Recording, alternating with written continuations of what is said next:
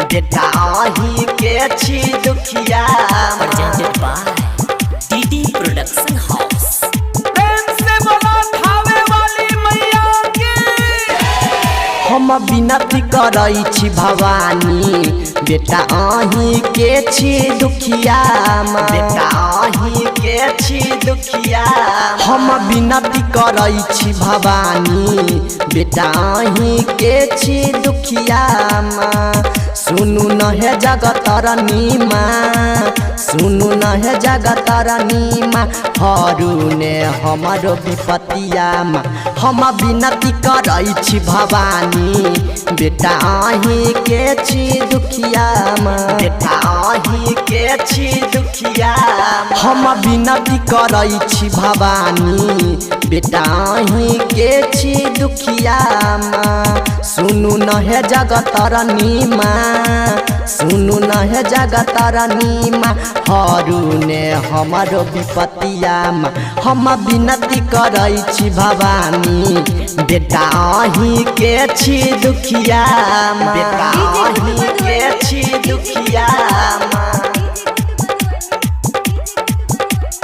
जय जय हो जय जय हो जय जय हो जय जय जय हो जय जय हो जय केकरा जाके कहबई माई तू जे बनबे कसाई अपना बेटा के गोदी में लेना मांगे सुताई लेना मांगे सुताई केकरा जाके कहबई माई तू जे बनबे कसाई अपना बेटा के गोदी में लेना मांगे सुताई सुन ले हमर पुकार सुन ले हमर पुकार हम लके एलौं चुनरिया हम विनती करई छी भवानी बेटा आही के छी दुखिया हम विनती करई छी भवानी बेटा आही के छी दुखिया बेटा आही के छी दुखिया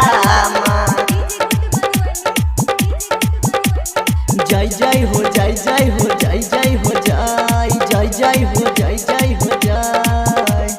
राइटर सुरेश बहाद के माँ करही न उधार गे डीजे मुकेश बलराम कहै छौ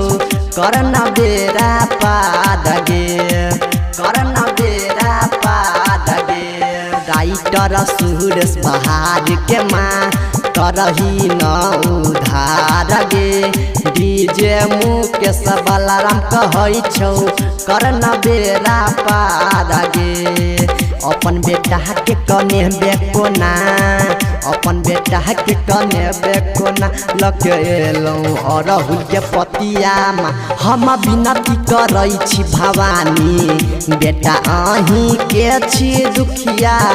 हम विनती करई छी भवानी बेटा आही के छी दुखिया सुन ले न जगत रानीमा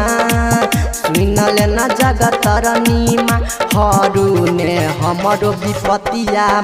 हम विनती करई छी भवानी बेटा आही के छी दुखिया